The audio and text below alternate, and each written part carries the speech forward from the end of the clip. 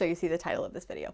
That recently, over the last 6 months, there have been 2 decisions I've made which combined equal like the least frugal thing I've ever done. And I just wanted to talk about it. Not because I owe anyone explanations, but because I think it's worth talking about and starting conversations about. If we're talking about saving money specifically, these 2 choices do not save me any money. They cost me money. But of course, frugality isn't just about the dollars you're saving. It's also about the way those dollars interact with your life.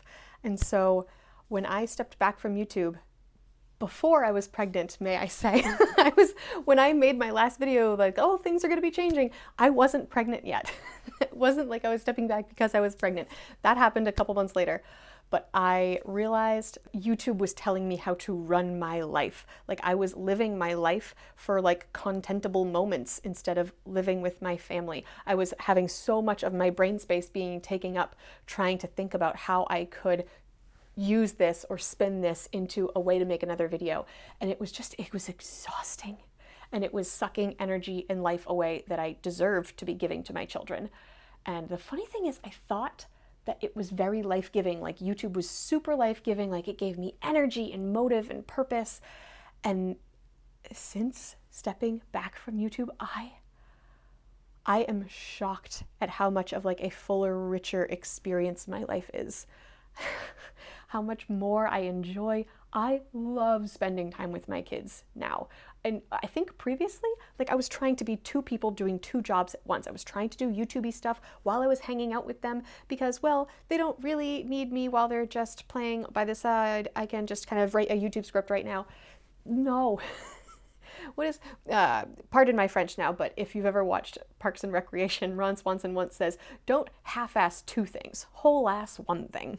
Found that since I have devoted 100% of my energy just to being a very good mom, it has paid me back so much, including in a new baby I get to take care of. And that's obviously the second thing, that children are expensive and we don't take that lightly when we make our plans for our family and we decide, yes, we are ready to welcome another little dude or dudette into the world. This is a dude. It's going to be boy number 3. But you don't know that when you make the decision to roll the dice. And kids cost money and there's so many unknowns. Like we have, so far everything is healthy and he looks really good and developing the way he should.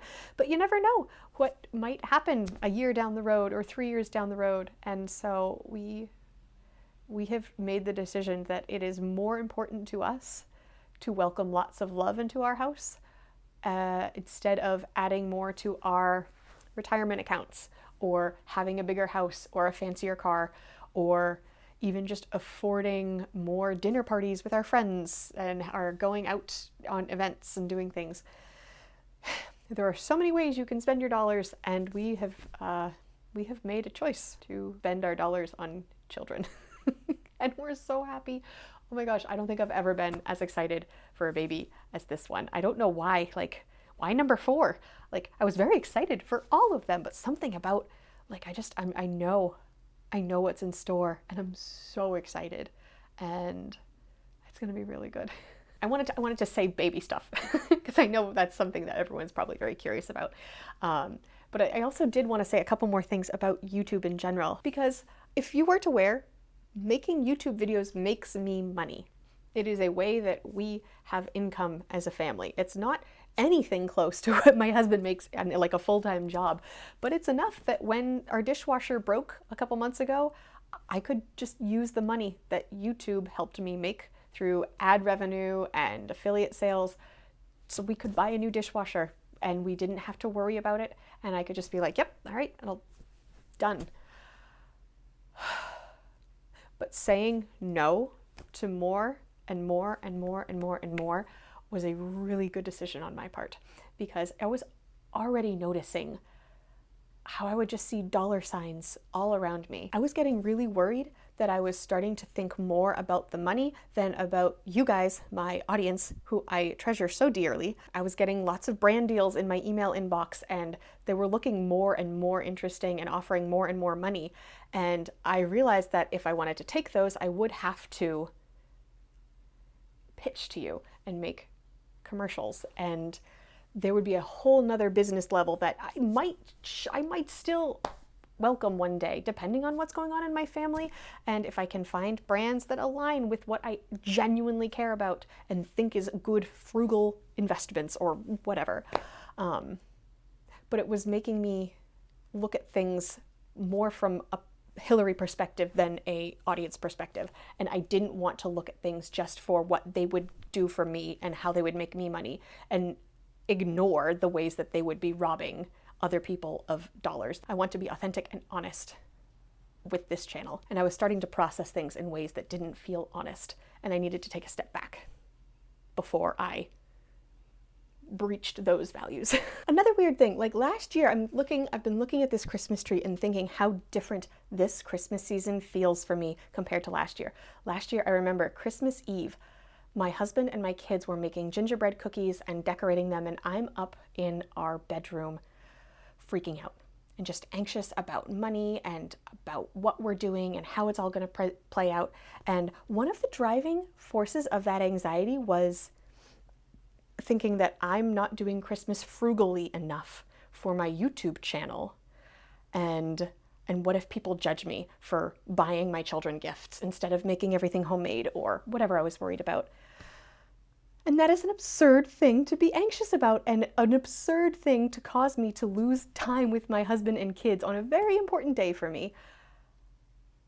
And this year I don't have any of that.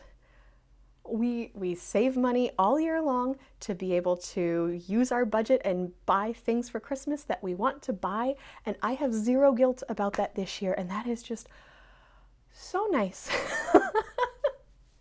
That it's just reminded me that I get to live my life the way I want to live it, and not the way YouTube is suggesting that I live it for the most extreme version that would earn the most clicks. And it's just, social media is wild, y'all, and if you've never tried to commodify your life for a social media platform, then it's probably something that's hard to wrap your head around.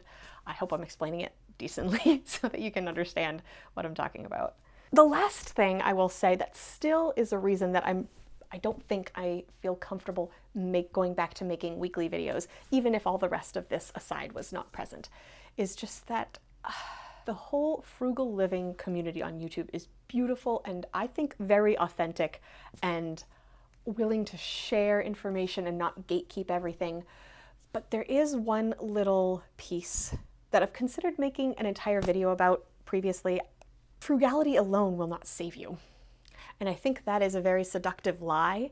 I'm not going to speak for any other creators, but it's something I've been tempted to push, to say like, all you have to do is be frugal and all of your wildest money dreams will come true.